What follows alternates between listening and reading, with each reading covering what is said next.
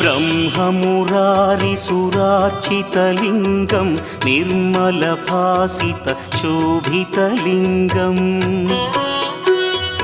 जन्मजदुःखविनाशकलिङ्गं तत्प्रणमामि सदा शिवलिङ्गम् देवमुनिप्रवरार्चितलिङ्गं कामदहन करुणाकरलिङ्गम् रावणदर्पविनाशकलिङ्गं तत्प्रणमामि सदा शिवलिङ्गम्